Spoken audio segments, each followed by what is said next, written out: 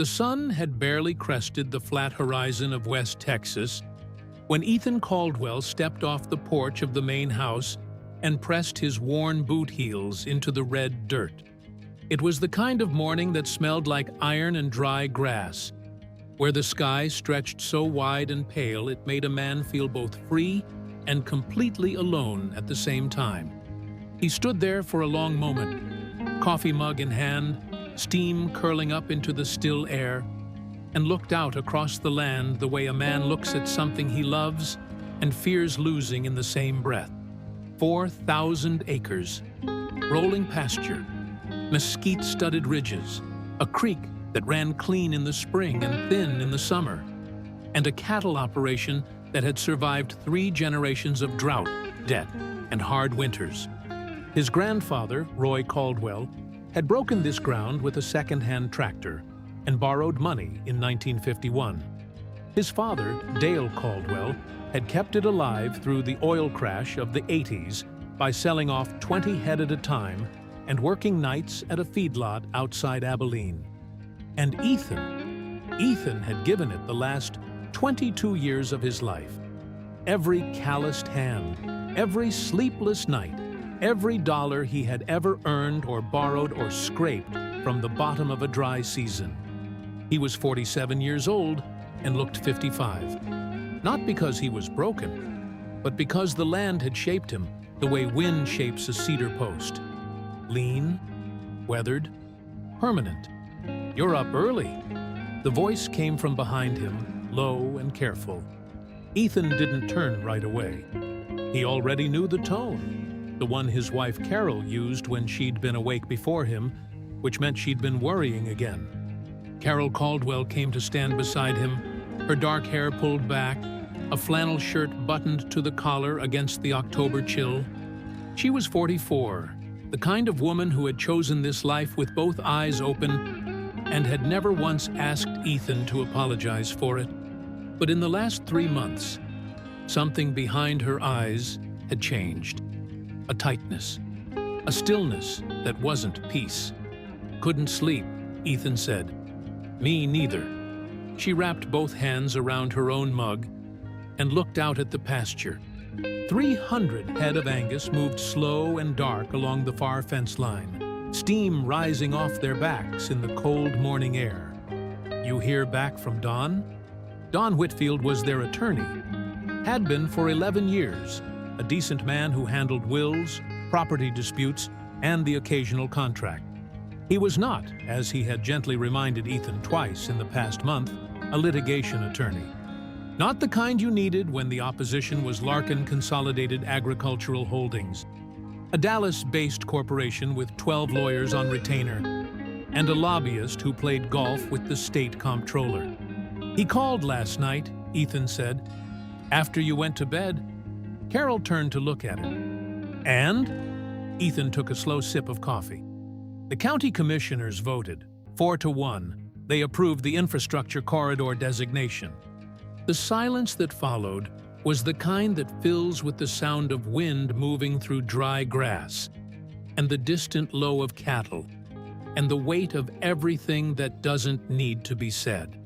That means they rezoned the eastern 2,000 acres as eligible for acquisition under the State Infrastructure Expansion Code. Ethan's jaw tightened, which means Larkin now has legal grounds to petition the court for forced conveyance. Carol set her mug down on the porch railing, carefully, deliberately. "They can't just take our land, Ethan. They're not taking it. That's what their lawyers will say." His voice was flat, but there was something burning underneath it. "They'll say the state determined it's in the public interest to build an agricultural processing corridor along Highway 84. They'll say the conveyance is compensated. They'll say we're getting fair market value." He paused. "What they won't say is that Raymond Doyle and 2 other commissioners own shares in the Larkin Development Fund that goes public the second this deal closes." Carol stared at him. "You can prove that?" "Don found the filings. It's buried, but it's there." Ethan finally turned to look at her, and she could see it in his face. Not defeat, not yet, but something close to the edge of it. Problem is, Don can't take this to trial. He doesn't have the experience, and we can't afford the kind of attorney who does. The court date is set for November 14th. That's 4 weeks away. 26 days. Carol was quiet for a long moment. Behind them, the house creaked in the morning wind. Their son, Tyler, was still asleep inside. 17 years old, a junior at Abilene High. A kid who had grown up learning the difference between a Hereford and a Simmental before he learned long division. He didn't fully understand what was happening yet. Ethan had kept most of it from him on purpose. He wasn't ready to watch his son learn that the world didn't always protect the people who deserved protecting. "What are you going to do?" Carol asked. Ethan looked back out at the land, at the pale gold of the morning spreading across 4,000 acres of everything his family had ever built.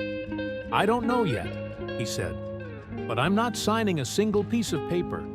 The town of Abilene, Texas, sits at the crossroads of ambition and endurance.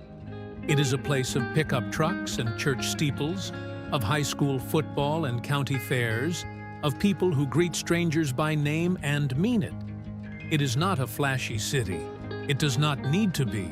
It has the kind of quiet dignity that comes from knowing exactly what it is and making no apology for it.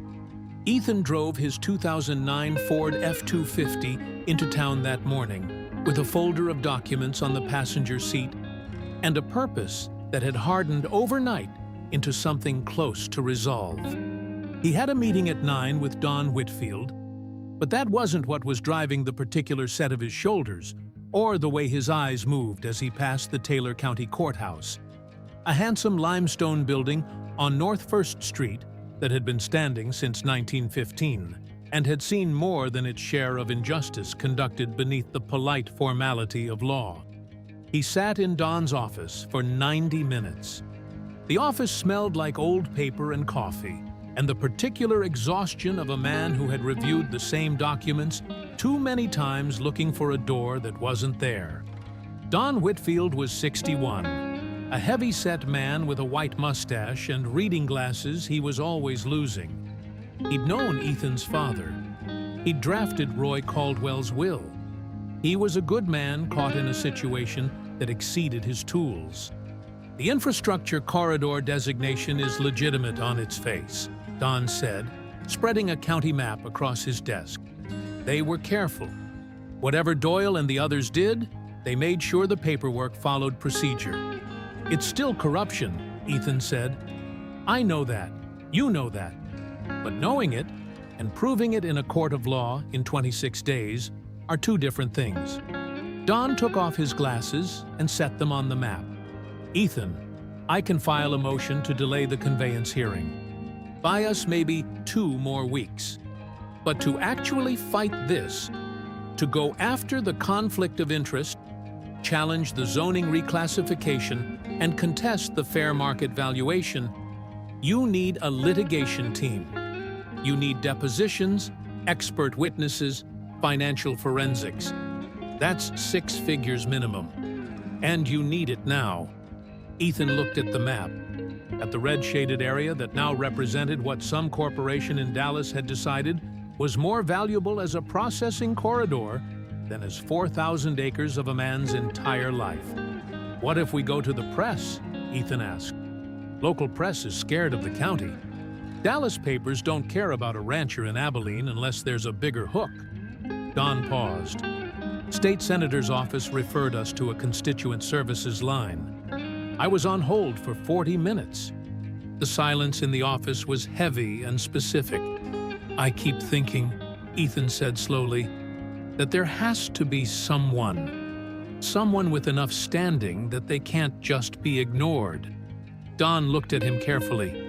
"What kind of someone?" Ethan didn't answer right away. He folded the map back along its creases and slid it across the desk. Outside the window, Abilene hummed its ordinary Wednesday morning hum.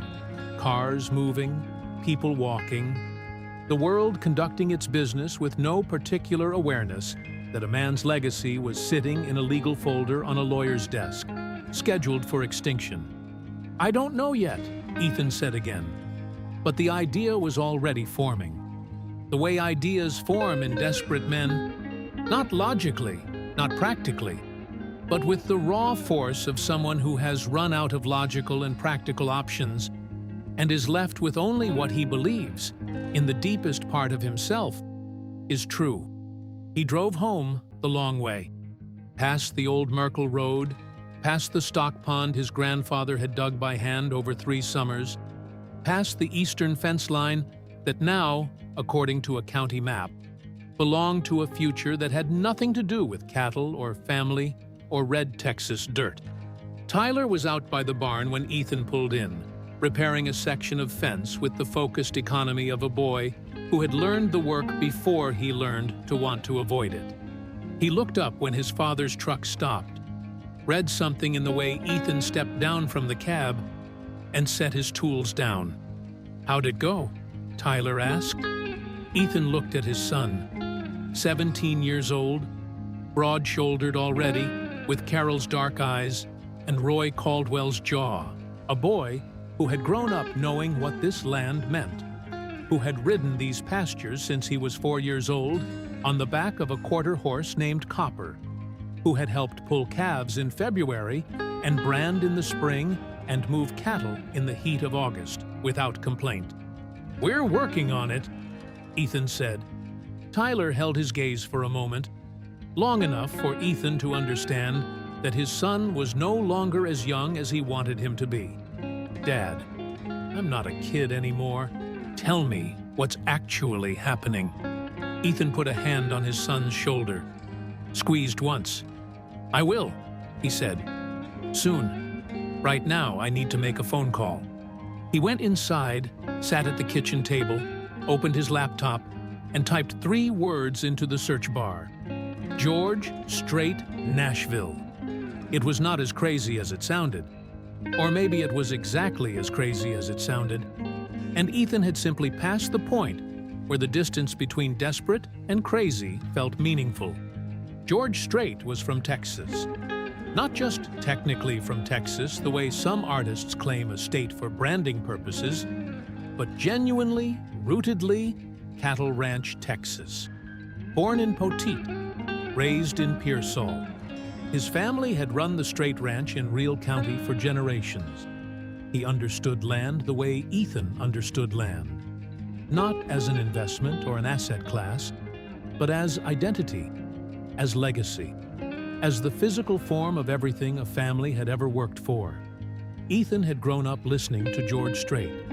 Not casually, not the way you listen to background music, but the way a man listens to something that tells the truth about his own life. Amarillo by Morning. The Chair. Easy Come, Easy Go. Songs about land and loss and the particular dignity of a man who keeps going because there is no other option. He found what he was looking for after 40 minutes of careful searching.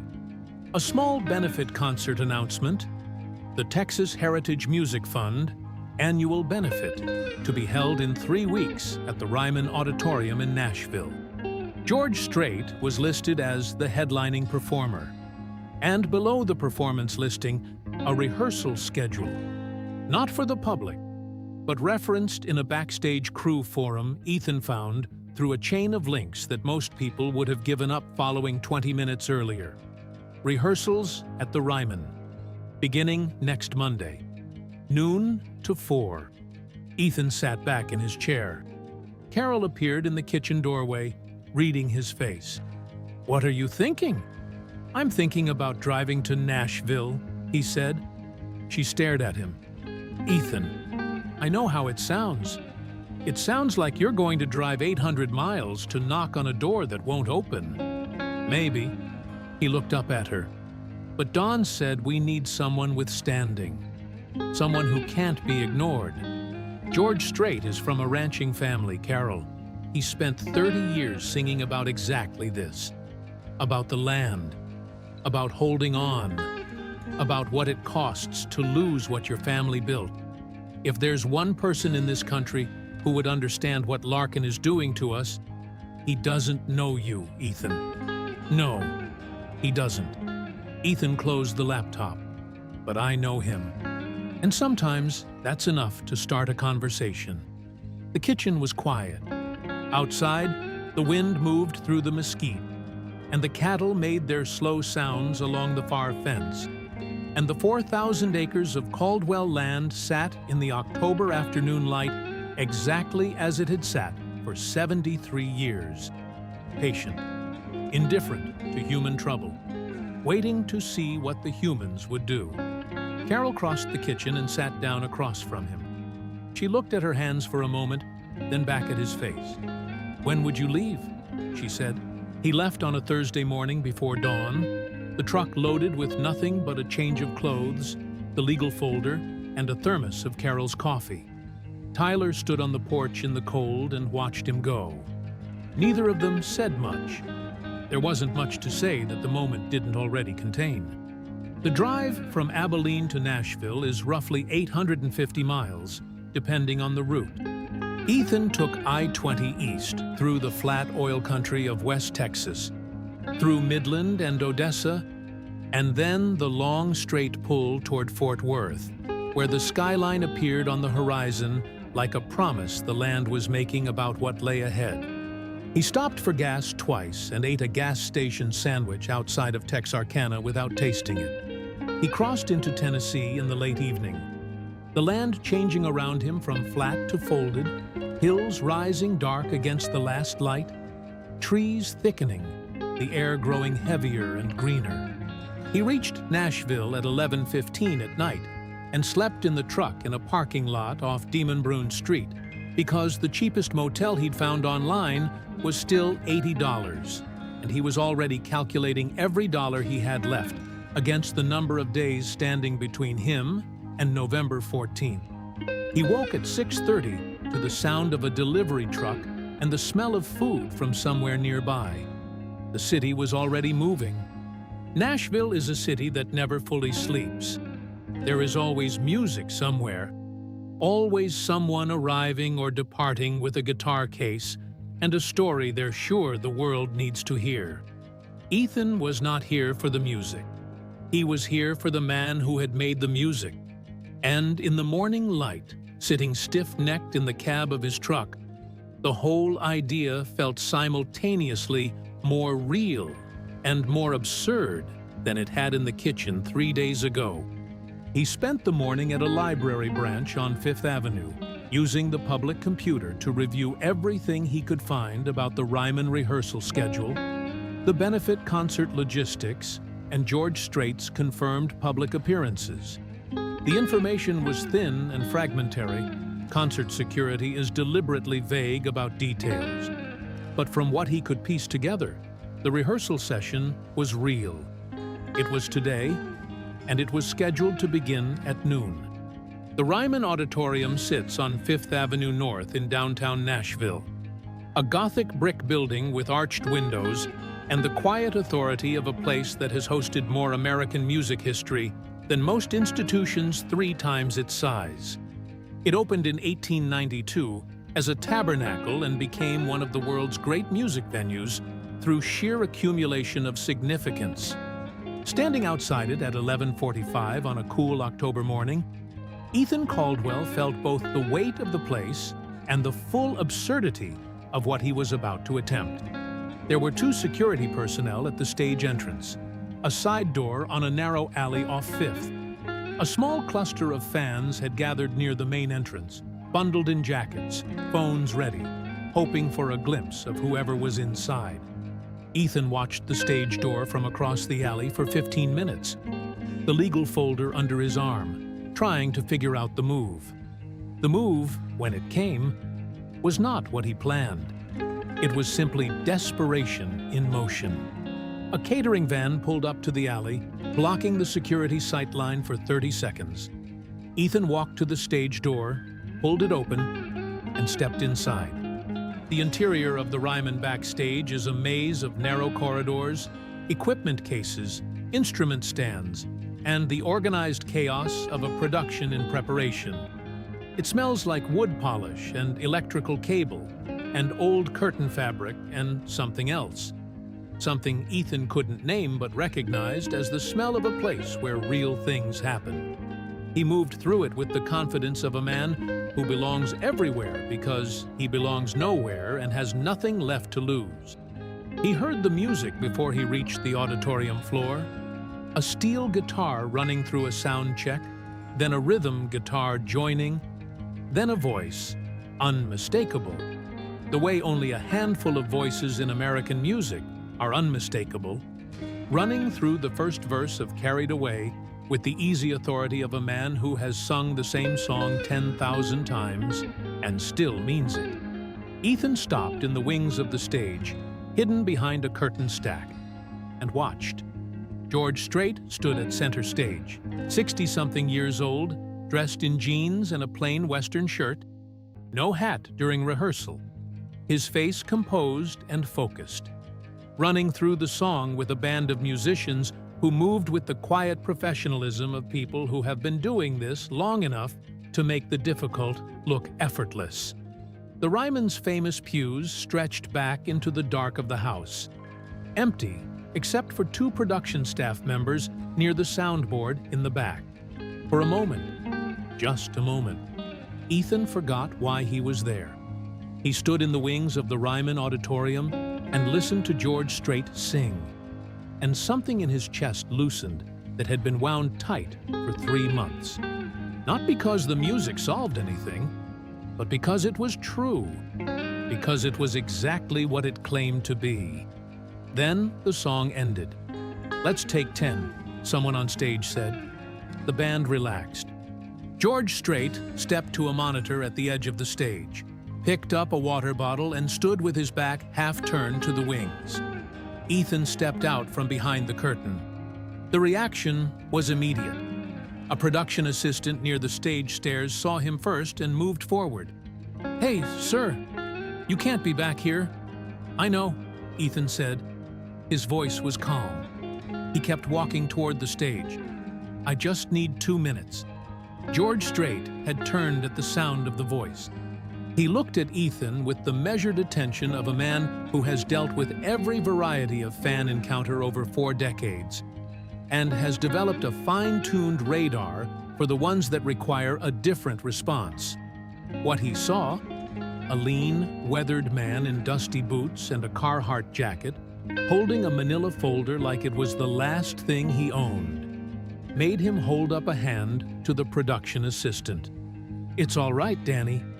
George stepped to the edge of the stage, 5 feet above Ethan's level, and looked down. His voice was quiet, direct, without performance.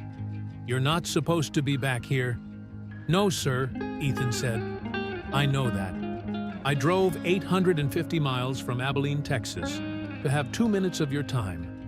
And I understand completely if you have me removed right now. But I'm asking you not to." A long beat. The band had gone still, watching. George Strait studied the man below him. "Abilene." "Yes, sir. Caldwell Ranch. My grandfather built it in 1951. My father kept it. I've been running it for 22 years. Ethan held up the folder.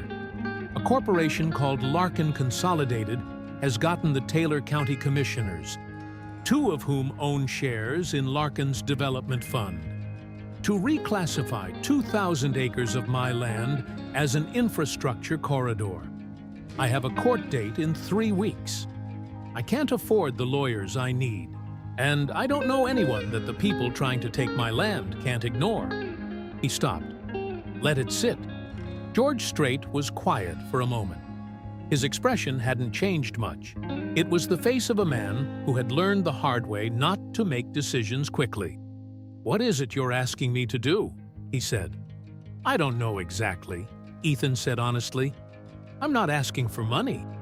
I'm asking if what I'm telling you is true and I can show you the documents to prove it, whether you'd be willing to show up at the courthouse on November 14th, because a room full of county lawyers and a compromised judge will act differently with George Strait in the gallery. than they will with just me and a small-town attorney." The production assistant, Danny, shifted uncomfortably near the stairs. The band members exchanged glances. The two production staff at the soundboard had turned around. George Strait stepped down off the stage. He was a few inches shorter than Ethan, but he carried himself with the kind of physical confidence that doesn't depend on height. He walked to where Ethan was standing, looked him in the eye at close range for a moment that felt like an evaluation Ethan either passed or didn't, and then held out his hand. "Hand me that folder," he said. They sat in the green room for 45 minutes. It was a small space, as green rooms go. A couch, a folding table, a mini fridge, a mirror with lights around it. George Strait sat across from Ethan at the folding table and read through the documents with the focused attention of a man who did not skim. He did not say much. He asked two questions. One about the timeline of the zoning reclassification, one about the specific language of the infrastructure corridor designation. And Ethan answered both as precisely as he could. When George finished reading, he set the folder down and was quiet for a moment. "Raymond Doyle," he said. "County Commissioner, District 3. I know the name."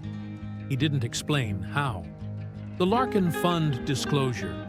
Your attorney found this in a state SEC filing? Buried in a quarterly amendment. It's not front page, but it's there." George looked at the documents again, then back at Ethan. "You understand that me showing up doesn't guarantee anything. I'm a musician, not a lawyer. I know that. And you understand that if I look into this and the story doesn't hold up the way you're presenting it, I'm not walking into a courthouse to back a claim that isn't solid." "I'd expect nothing less," Ethan said. George Strait leaned back in his chair. The fluorescent light of the green room made everything look a little starker than it needed to, a little more real. He was quiet for another moment, and Ethan waited, because there was nothing left to do but wait. "I grew up on a ranch," George said finally. "Not as big as yours, but the same kind of thing. My father worked that land. I worked that land. There is nothing in this world that will make you understand what land means to a ranching family if you didn't grow up on one." He paused. "And there is nothing that will make you understand what it feels like to have someone try to take it. Legally, procedurally, with all the right paperwork. Unless you've been close enough to it to feel it." Ethan didn't say anything. He didn't need to. "I have someone I trust who can look into the financial disclosures," George said. "If what you're showing me checks out, and I mean fully, then I'll come to Abilene on November 14th. He stood up and offered his hand. "What's your attorney's name?" "Don Whitfield. Tell him to expect a call from my legal team in the next 48 hours. He held Ethan's gaze. "And Mr. Caldwell, if this is what it looks like, you're going to need more than me in that courtroom. You're going to need a real litigation attorney. We'll talk about that too." Ethan shook his hand. His grip was steady. He had driven 850 miles for 2 minutes, and the 2 minutes had become 45, and the 45 minutes had become something he couldn't fully process yet, but felt in his chest like the first deep breath he'd taken in 3 months. "Thank you," he said. "Don't thank me yet," George said. "Thank me in Abilene." Outside the Ryman, Nashville carried on its afternoon business with complete indifference to the conversation that had just taken place inside it. Ethan stood on 5th Avenue North and called Carol from the parking lot where his truck sat, with a parking ticket under the wiper. "How'd it go?" she said immediately. He pulled the ticket from under the wiper and looked at it. $40. He put it in his jacket pocket. "Better than it had any right to," he said. He could hear her exhale, long and slow and full of 3 months of compressed worry, releasing itself in a single breath. "Come home," she said. "I'm leaving now," he said.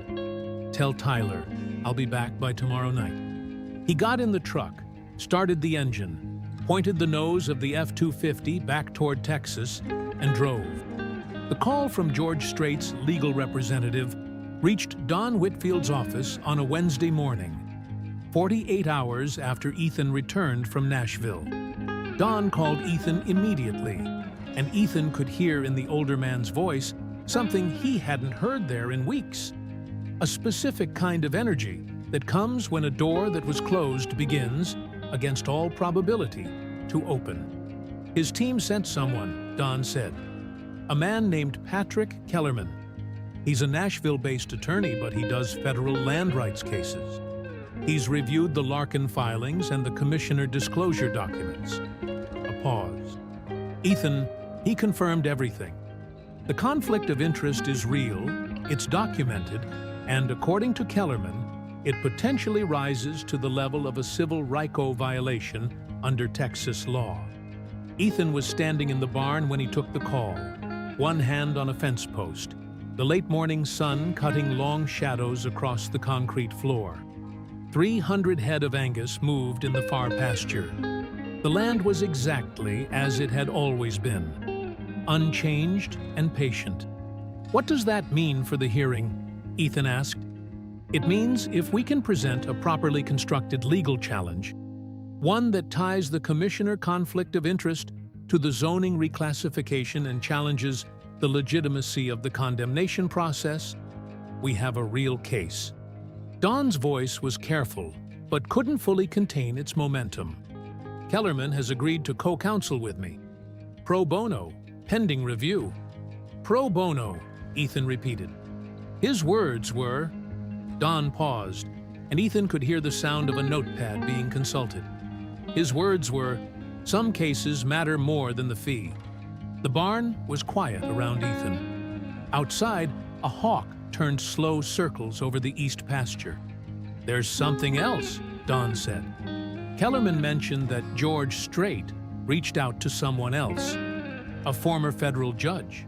Apparently, this man has a ranch of his own out in Wyoming and has been following cases like this, agricultural land seizures through infrastructure reclassification, for a couple of years now. He's been quiet about it, but he's been watching. Another pause. His name is Harrison Ford.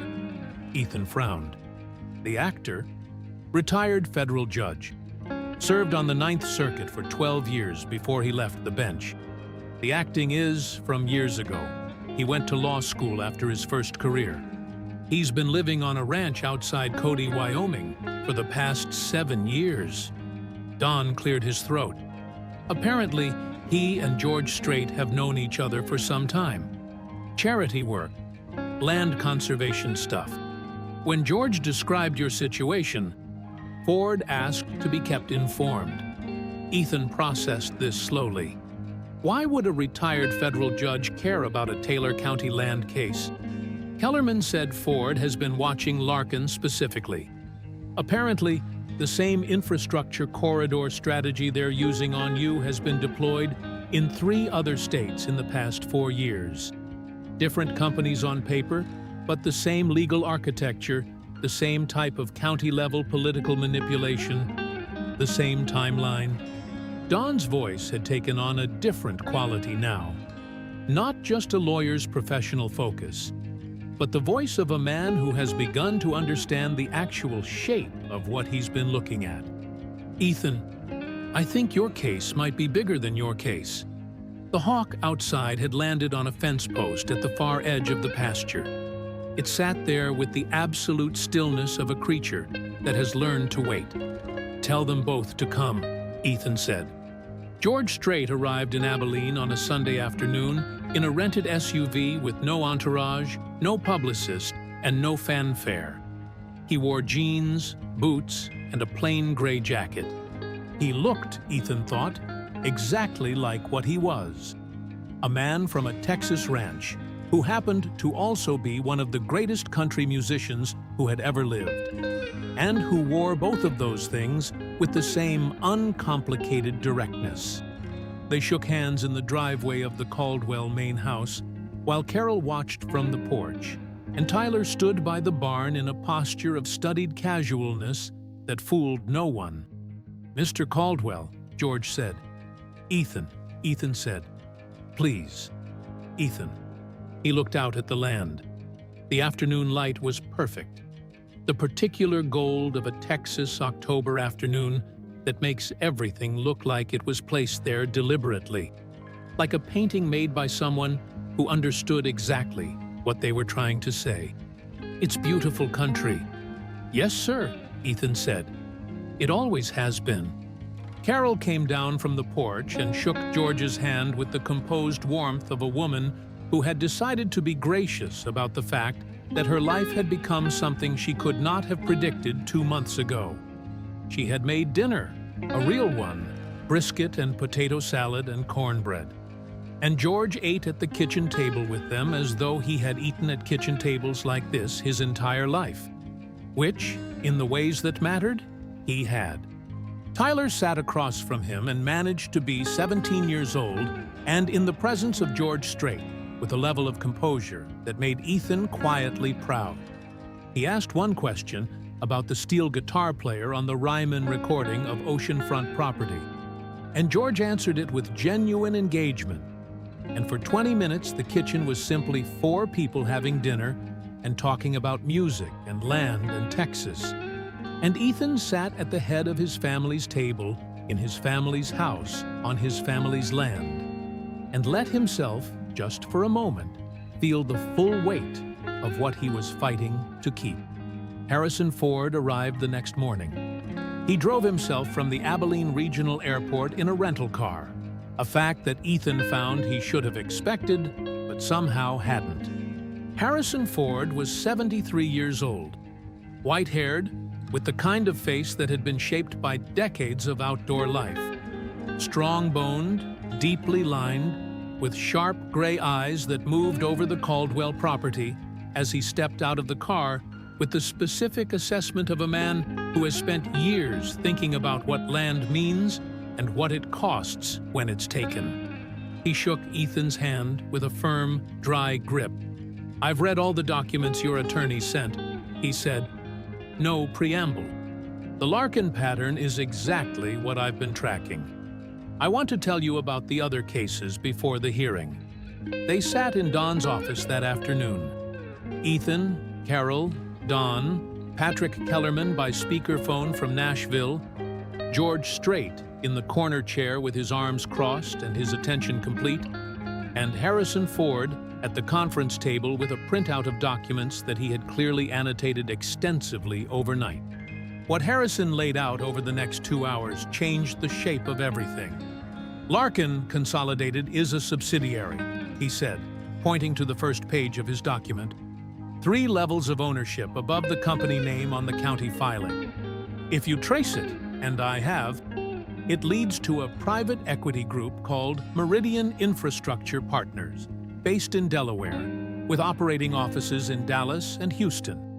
Meridian has deployed the same strategy: infrastructure corridor reclassification, county commissioner influence, forced conveyance at below market value, in Missouri, in Oklahoma, in New Mexico, and now here.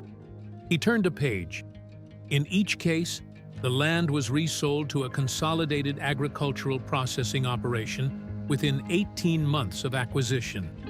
In each case, the resale price was between 4 and 7 times the conveyance payment.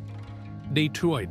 Don Whitfield had been taking notes with a focused intensity he had not displayed in months. So, the fair market value they're offering Ethan is a fraction of what the land will be worth to them once they've assembled the full corridor and sold it to the processing operation. Harrison looked at Ethan directly. "You're not being offered compensation. You're being offered the minimum necessary to make the transaction look legal." The room was very quiet. "Can we use this in the hearing?" Ethan asked. "You can use it, but it won't be easy," Patrick said over the speakerphone. "The hearing on November 14th is specifically about the conveyance order. To challenge the broader Meridian pattern, you'd need to connect it to the Taylor County action.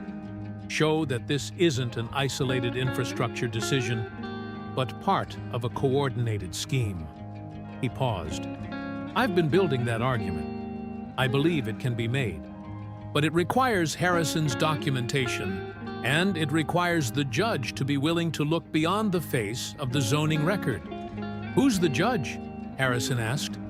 Don looked at his notes. Presiding judge at the 104th District Court, Judge Walter Briggs. Harrison was quiet for a moment. I don't know Briggs personally, but I know the court's record on land conveyance cases.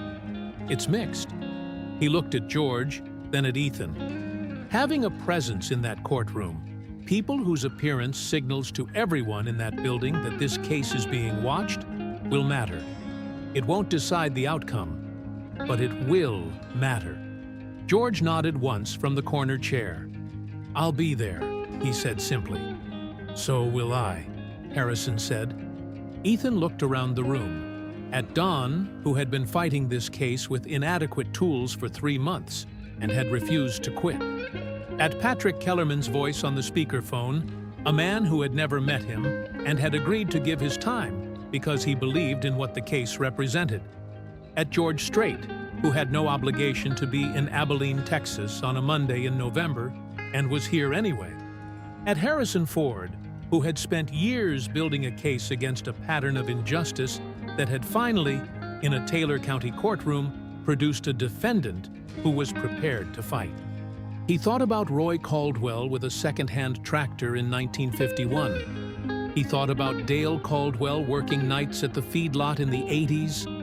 He thought about Tyler in the barn, rebuilding a fence with the focused competence of a boy who had learned the work before he learned to question it. All right, Ethan said. Let's get ready. The morning of the hearing arrived with a flat gray sky and a cold front moving in from the northwest. The kind of weather Ethan associated with the serious part of the year, when the land tightened up and the work became less forgiving and everything felt more real than it had in the warmth. He was up at 4:30. Carol made coffee, and they sat at the kitchen table in the dark without talking much, the way people sit who have said everything there is to say and are simply present with each other in the thing they're facing. Tyler came down at 5:30 in his school clothes. He had insisted on coming to the courthouse, and Ethan had stopped arguing about it 2 days ago. He sat down, poured himself coffee with the deliberateness of someone who had recently decided he was old enough to drink it, and looked at his father across the table. How are you feeling? Tyler asked. Ready, Ethan said. And it was true. Not confident. He was too clear-eyed about the uncertainty ahead to call it confidence. But ready. The 2 months of fear and grinding worry had compressed overnight into something cleaner and harder, like metal that has been through the fire and come out defined. They drove to the courthouse together, all 3 of them in the F-250, the legal folder on the seat between Ethan and Carol. The town of Abilene emerging from the November dark in fragments of light. Gas stations and fast food signs and the glow of the hospital on the hill and, finally, the limestone face of the Taylor County Courthouse on North 1st Street, lit by the streetlights in the pre-dawn quiet. Don was already there, standing on the courthouse steps in his best suit with Patrick Kellerman, who had flown in from Nashville the night before. Patrick was 45, compact, precise in his movements, with the focused energy of an attorney who had chosen a specific kind of case because he believed in it and had built his entire professional identity around that belief. He shook Ethan's hand with a grip that communicated readiness. We have everything, Patrick said. The conflict of interest documentation, the meridian pattern evidence, Harrison's affidavit, and the valuation challenge. I filed the supplemental brief last night. Judge Briggs will have seen it this morning.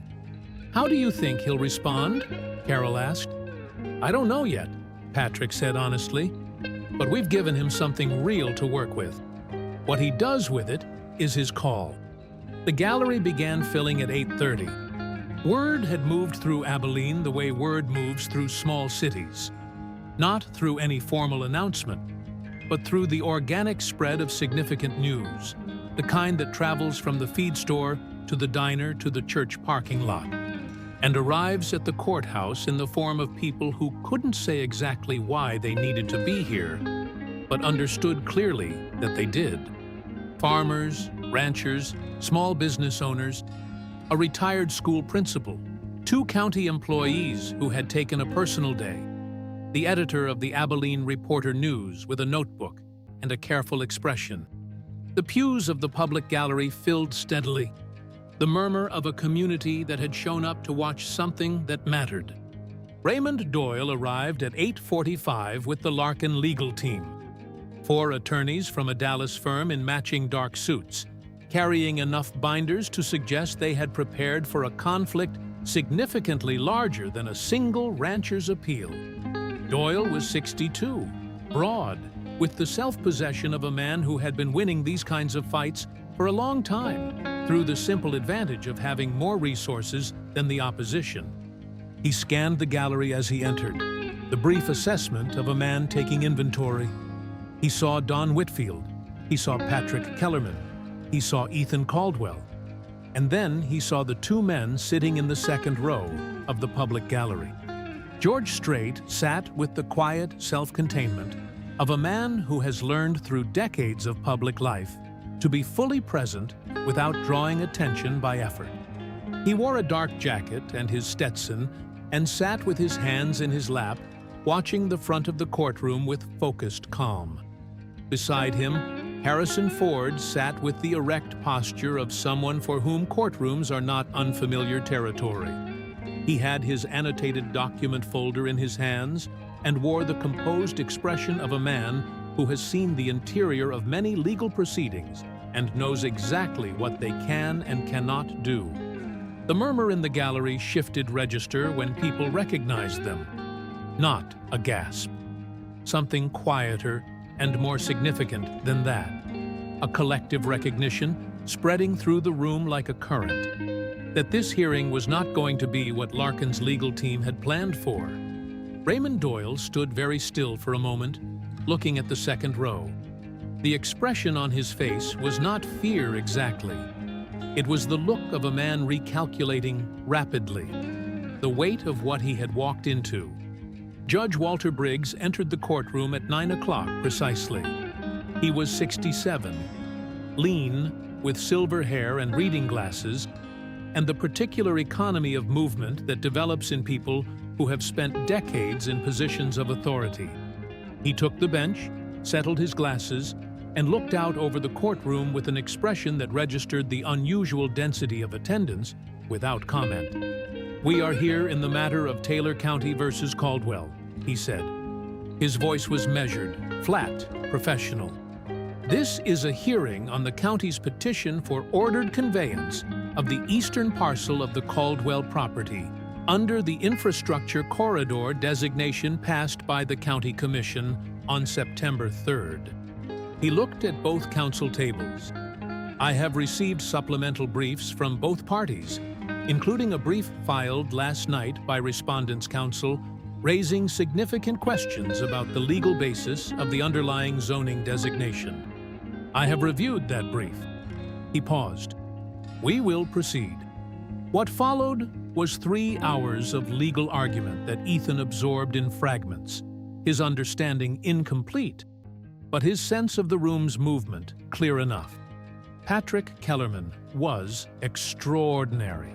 He presented the conflict of interest documentation with methodical precision, building the case layer by layer. The Larkin subsidiary structure, the meridian pattern, the commissioner shareholdings, the timeline connecting the share acquisition to the zoning vote, and the valuation disparity between the offered conveyance price and the projected resale value. The Larkin attorneys objected frequently. Judge Briggs overruled them more often than Ethan had dared to hope. When the lead Larkin attorney, a man named Gregory Hale, smooth-voiced and impeccably prepared, argued that the commissioner disclosures were immaterial to the validity of the zoning designation, Patrick came back with Harrison Ford's affidavit, which documented 3 prior instances of the identical legal architecture being used in other states, and submitted a request for judicial notice of the pattern as evidence of coordinated fraud. The gallery was absolutely still. Judge Briggs looked at the affidavit for a long time. Then he looked up at the courtroom. His eyes moved, briefly but unmistakably, to the second row of the gallery, where Harrison Ford sat with the focused attention of a man reading every signal in the room. "I'm going to call a recess," Judge Briggs said. 90 minutes. Counsel will remain available. The courthouse steps in November are cold and exposed. Ethan stood outside with Tyler and Carol while Don and Patrick conferred inside. George Strait came out after a few minutes and stood beside Ethan without saying anything for a moment, looking out at the street. "He's going to rule on the conflict of interest," George said quietly. "How do you know?" Ethan asked. He took the affidavit seriously. "I've been in enough rooms to know when a person is actually reading something versus going through a motion." He paused. "He's reading it." Harrison came out a few minutes later, his jacket collar turned up against the wind. He joined them on the steps and stood looking at the courthouse front with an expression Ethan had come to recognize as the man's thinking face. Not distant, but inward, processing. "The Larkin attorneys are good," Harrison said, "but they were not prepared for the meridian pattern documentation. That's the piece they didn't know we had." He looked at Ethan. "That piece changes the legal theory of the case from a local zoning dispute to a coordinated scheme. If Briggs accepts that framing, even partially, it doesn't just affect your hearing, it changes the foundation Larkin built this entire corridor acquisition on." "What happens to the other cases?" Ethan asked. "The other ranchers in Missouri, Oklahoma?" "That depends on what Briggs does with this," Harrison said. "But a ruling that acknowledges the pattern creates a record, and a record can be used." Ethan looked down at the sidewalk. The cold was real and specific. He thought about Roy Caldwell, about Dale, about 4,000 acres of red Texas dirt and a creek that ran clean in the spring. "Win or lose today," Ethan said, "that record exists." "Yes," Harrison said, "it does." When court reconvened, Judge Briggs spoke for 11 minutes before ruling.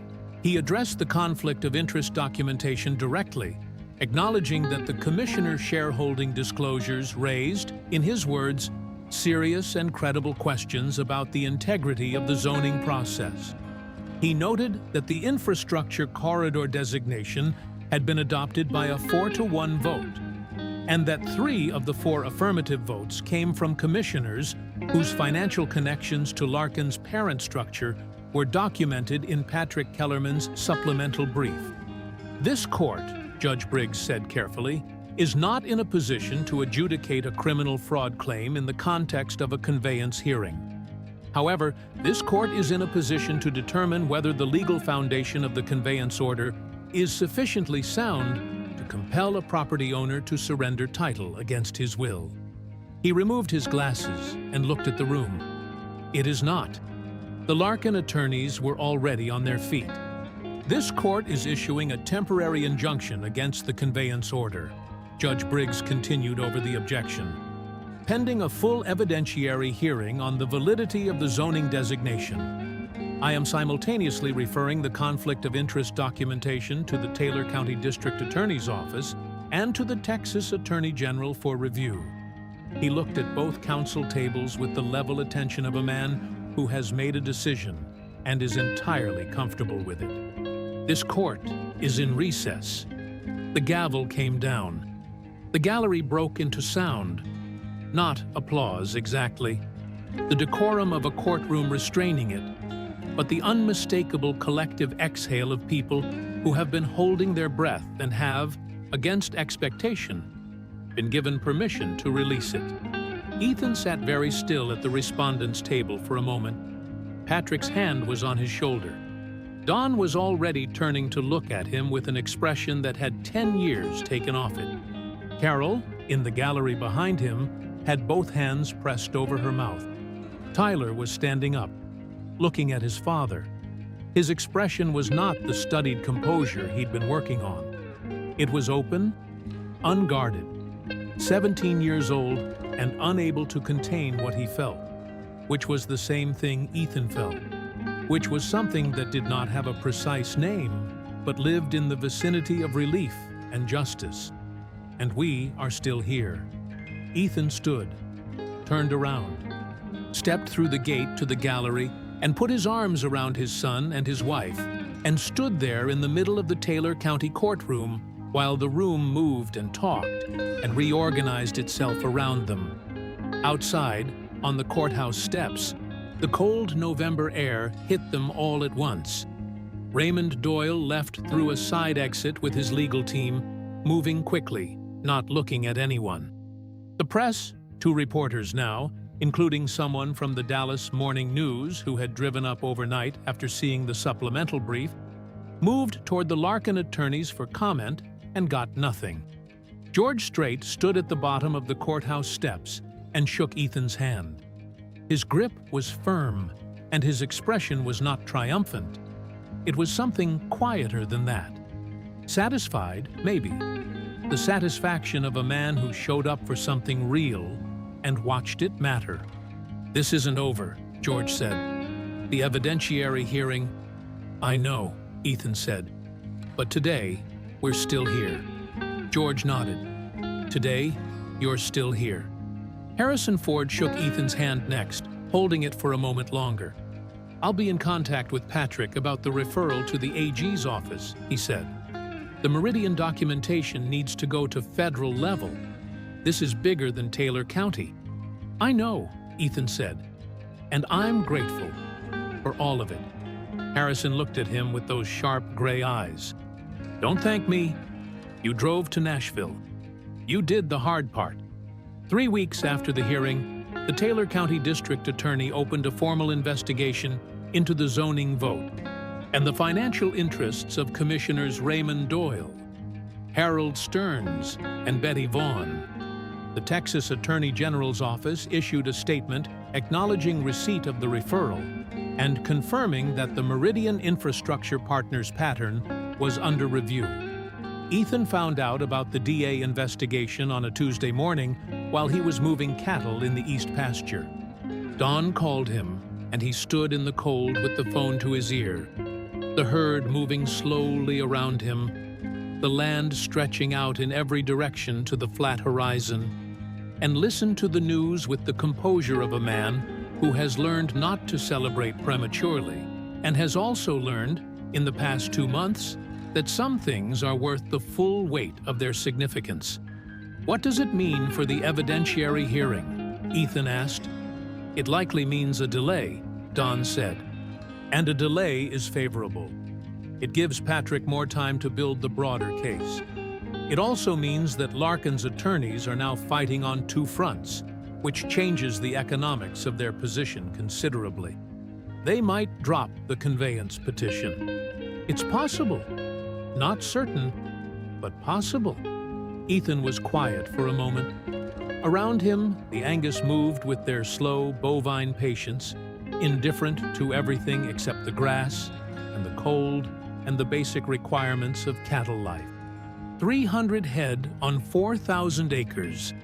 His grandfather's tractor rusting behind the barn, kept not because it worked, but because some things you keep for what they mean. "Keep me posted," he said. He put the phone in his jacket pocket and stood in the East Pasture for a while longer, watching the cattle move and the light change on the western ridge. The holidays came and went with a different quality than the ones that had preceded them. Not easier exactly. The legal process was ongoing, the uncertainty not fully resolved, the evidentiary hearing rescheduled for February, and carrying with it all the weight of unfinished business. But different in texture, less like something pressing from outside and more like something that had been incorporated into the life of the place, understood and met. No longer a sudden shock to the system, but a sustained challenge that the family had proven it could face. Carol decorated the house on the first Saturday of December, the way she always did. Cedar garlands on the porch railing, lights along the fence line, the old ornaments that had been on Caldwell family Christmas trees since before Ethan was born. Tyler helped without being asked, which Carol noted quietly to Ethan that evening with the look of a woman remarking on the progress of a person she loves. Ethan called George Strait's office to send a thank you, a real letter, handwritten, not an email, and received, 3 days later, a handwritten note in return. Short, direct in handwriting, that looked like it had been formed by a man who did everything with the same unhurried care. The land is worth fighting for. It always has been. G.S. He put it in the filing cabinet with the legal documents. Then he took it back out and put it on the kitchen windowsill, where Carol found it and where it stayed. Harrison Ford sent an email through Patrick. He was not, apparently, a man who used personal email for correspondence, updating Ethan on the federal-level review of the Meridian pattern. The email was 2 paragraphs, precise and informative, and ended with, "The work you did in Taylor County may protect people you will never meet. That is worth more than most things." Ethan read it twice, and then forwarded it to Tyler. Patrick Kellerman called in January with news that Ethan had been hoping for, but had trained himself not to expect. Larkin withdrew the conveyance petition, Patrick said. The kitchen was quiet.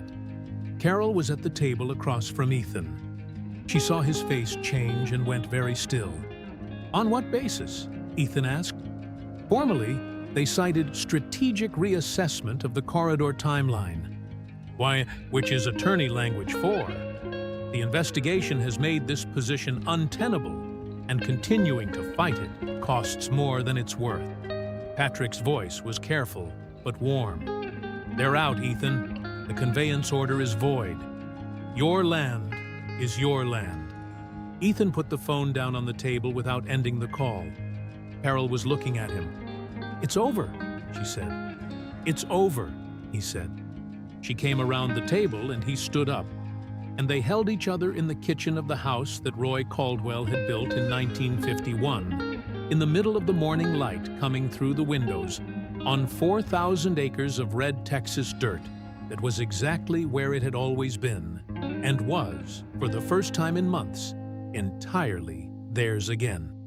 Tyler graduated in May, not from high school, that was still a year away, but from something else, something less official and more lasting. He had watched his father face the hardest thing Ethan had ever faced, and he had seen, in granular detail, what it looked like to meet it. Not heroically, not without fear or uncertainty or moments of near defeat, but with the specific stubbornness of a person who believes that some things are worth what they cost. On the morning after the conveyance petition was withdrawn, Tyler had come to Ethan in the barn without any particular announcement and asked him to start teaching him the financial side of the operation. The books, the debt structure, the annual planning. Not because he was told to, because he had decided it was time. Ethan sat with him at the kitchen table for 3 hours that evening and showed him everything. The income, the debt, the margins that were tight but survivable, the plans for expanding the herd slowly over the next 5 years, the value of the land, not the market value that Larkin's assessors had assigned it, but the real value, the value that included 73 years of family labor and continuity, and the particular character of land that has been cared for across generations. Tyler asked good questions. He had his grandfather's jaw, and his mother's eyes, and his father's stubbornness, and he looked at the numbers with the focused attention of someone beginning to understand what they were actually looking at. "Do you ever think about selling?" Tyler asked at one point. Ethan considered the question honestly. Before all this, not really. During it, yeah. There were nights when I thought maybe it would be easier, maybe it would be smarter to take whatever they were offering and start over somewhere smaller. What stopped you?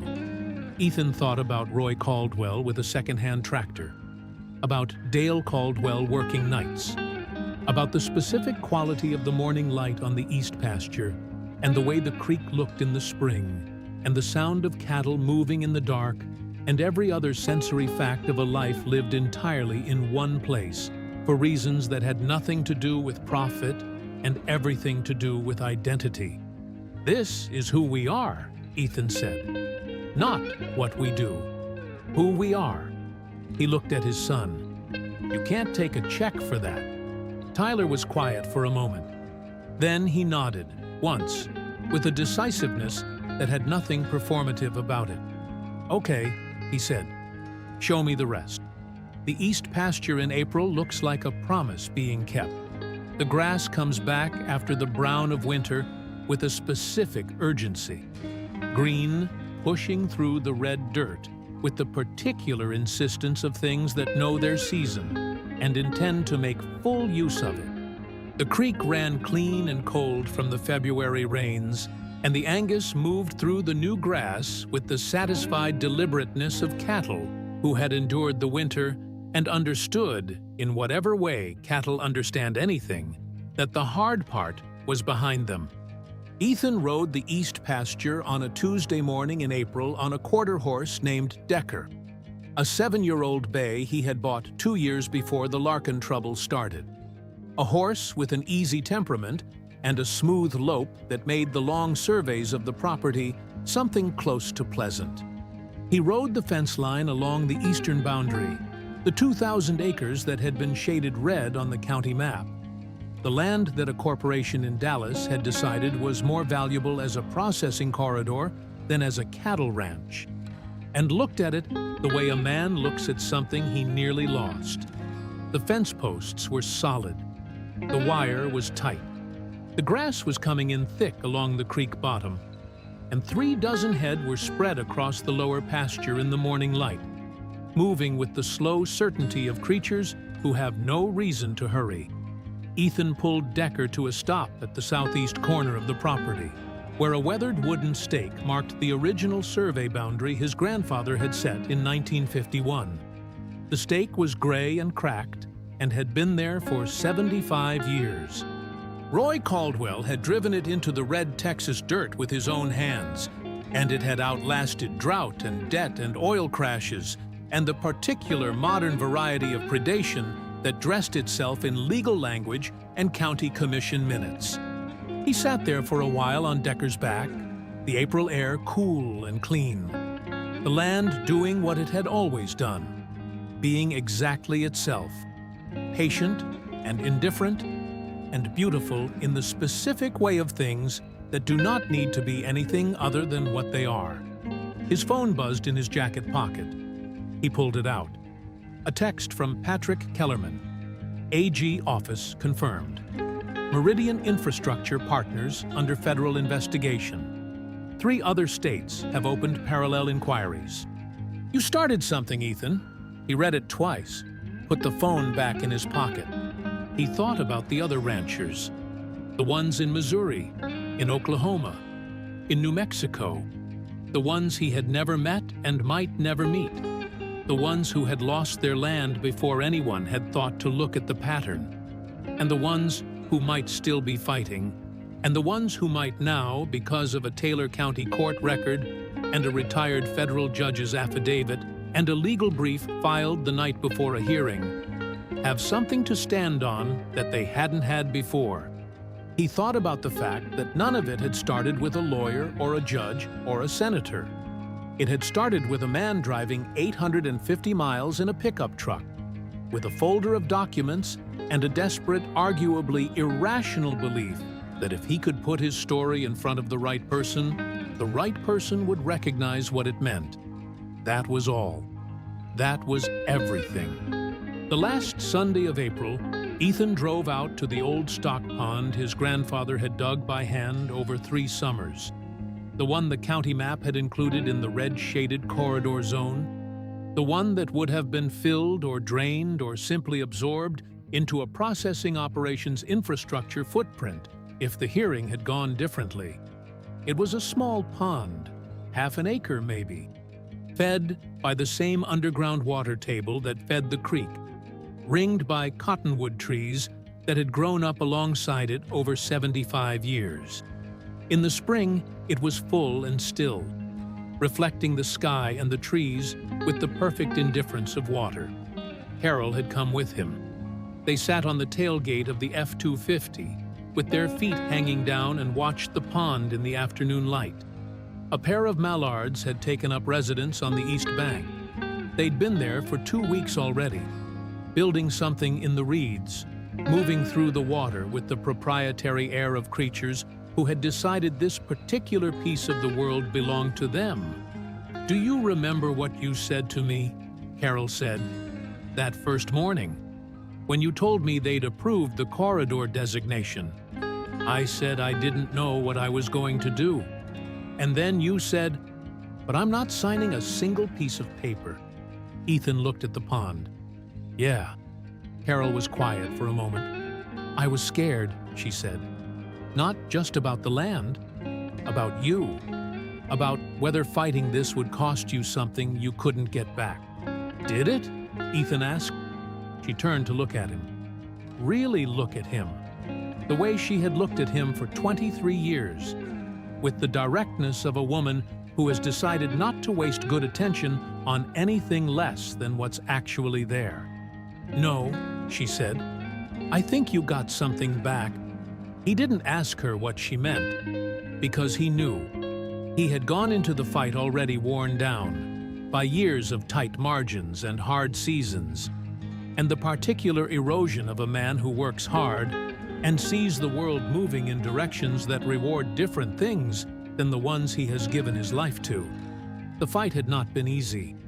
It had been the hardest thing he had ever done. But there is a kind of tiredness that comes from going through something difficult and discovering you were adequate to it, that your values held, that your judgment was sound, that the people you reached out to in desperation recognized something real when they saw it, that the truth, when laid out clearly before a judge in a limestone courthouse on a November morning, was still capable of mattering.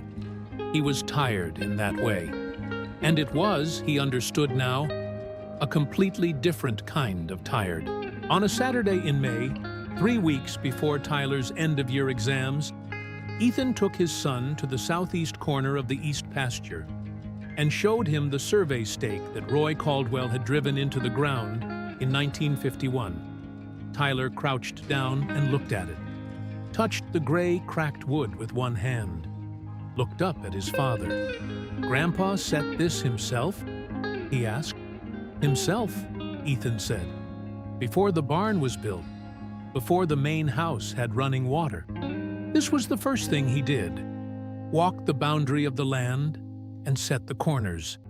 Because if you don't know where your land ends, you don't know what you're protecting." Tyler stood up and looked out across the east pasture. The grass was full and green, the creek visible in the middle distance as a darker line of cottonwoods against the sky, the cattle spread across the lower slope in the late morning light. 4,000 acres. A creek that ran clean in the spring. A stock pond with 2 mallards building something in the reeds. "I want to be here," Tyler said. Not as an announcement, not as a declaration, but quietly, the way a person states something they have known for a long time and are finally saying out loud. "After school, I want to learn the operation properly. He paused. "I want this to still be here." Ethan stood beside his son and looked out at the land. He felt the weight of it, not as burden, but as the actual physical mass of something real, something that existed in the world and had value that could not be converted to a line item in a corporate acquisition file, that resisted the flattening logic of profit and loss, that held within its red dirt and dry grass and slow-moving cattle and cottonwood-lined creek The specific gravity of 3 generations of people who had given it their best effort and asked it in return, only to remain. Then you'll learn it, Ethan said. All of it. The good years and the bad years. The debt and the drought and the seasons that don't go the way you planned. He looked at Tyler. And the times when someone comes for it and you have to decide what it's worth to you. I already know what it's worth, Tyler said. Ethan put a hand on his son's shoulder. Left it there. Around them, the land was quiet and constant and full of morning light. Exactly as it had been when Roy Caldwell first set eyes on it in 1951. Exactly as it would be long after all of them were gone. Patient, permanent, asking nothing except to be understood for what it was. The wind moved through the grass. The cattle moved along the fence line. The creek ran clean and cold in the April morning. And the Caldwell land remained.